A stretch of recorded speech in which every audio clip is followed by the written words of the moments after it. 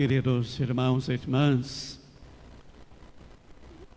hoje nós celebramos esta solenidade de São José, o esposo da Virgem Maria,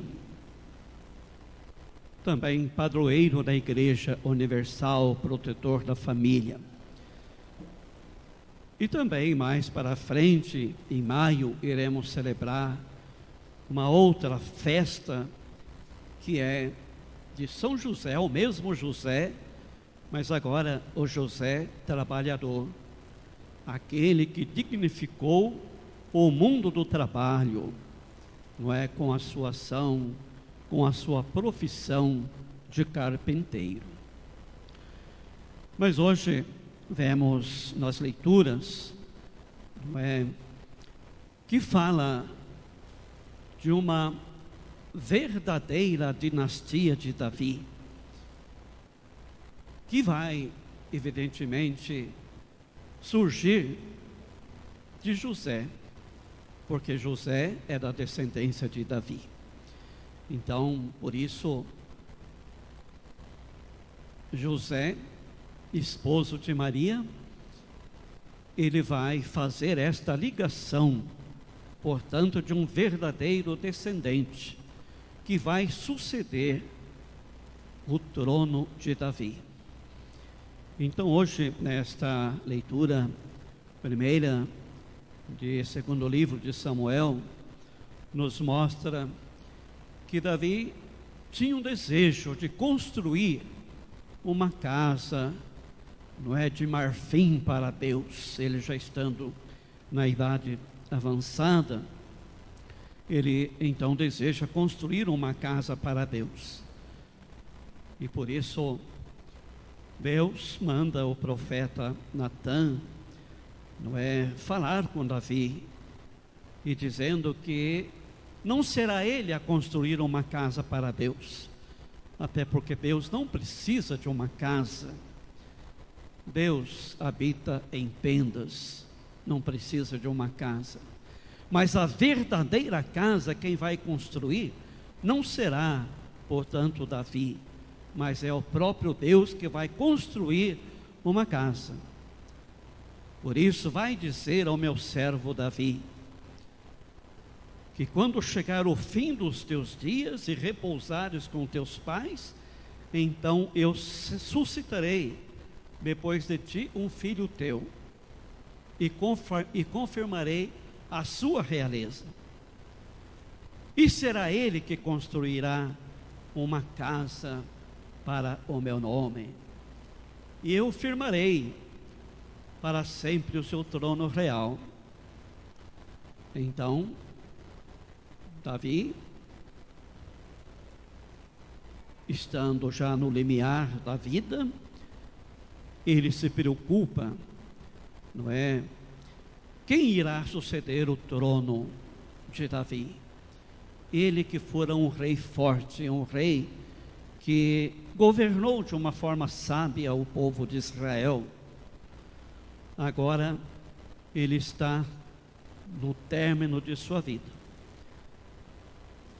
Então Deus, portanto, promete uma descendência, não é, para ele. Eu firmarei para sempre o seu trono real. É claro que muitos reis se sucederam a Davi, e muitos deles colocaram a nação numa situação de uma lástima, de uma miséria total, de um desastre. Tanto é que o povo de Israel, não é, foi deportado para o exílio por causa da má liderança, por causa de um péssimo governo.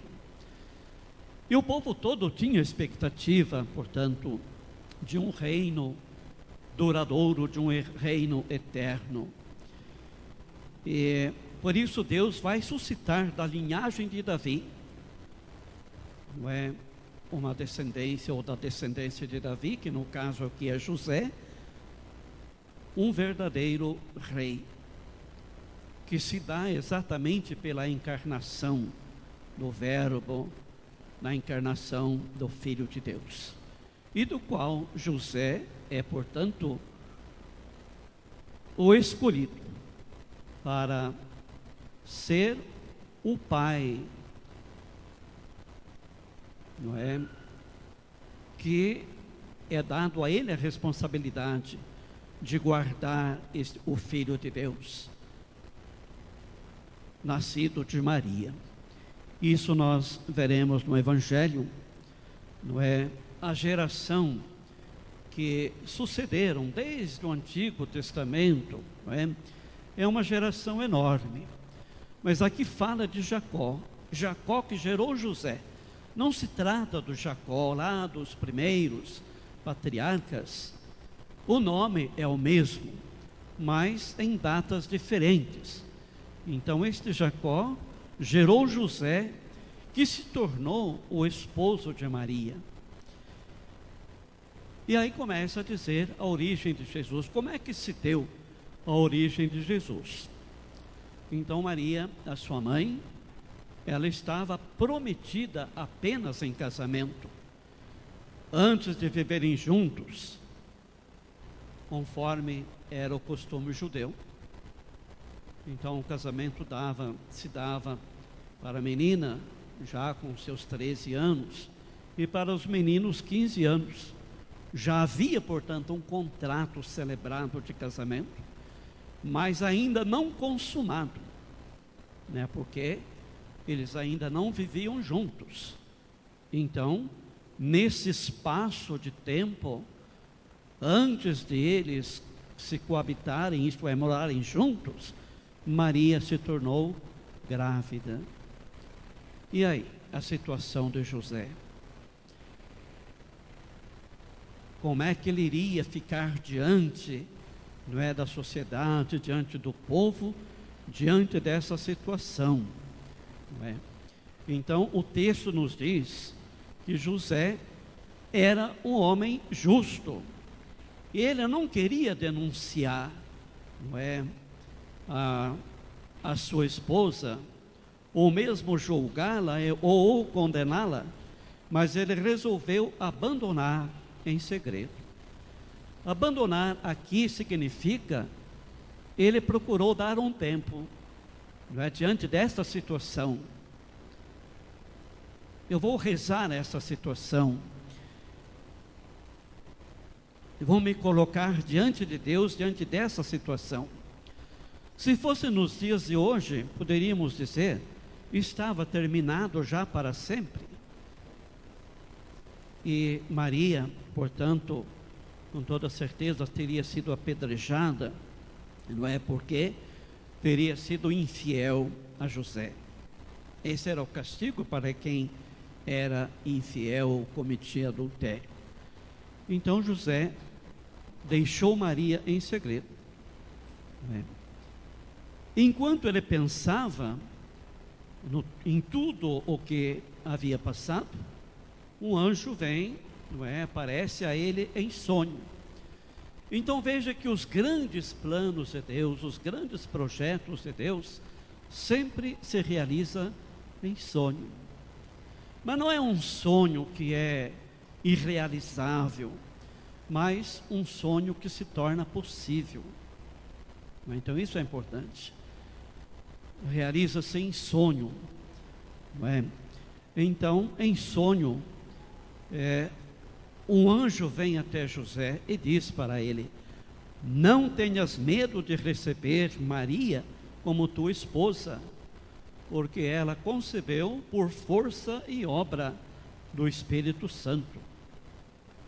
José não tinha dúvida disso, não é? Porque nesta sua ausência, nesse intervalo de tempo, ele foi compreendendo, não é, este sonho de Deus, este projeto de Deus, assim como também Abraão, não é, que Deus realizou para além de toda a questão da possibilidade humana, garantir para ele uma nação numerosa.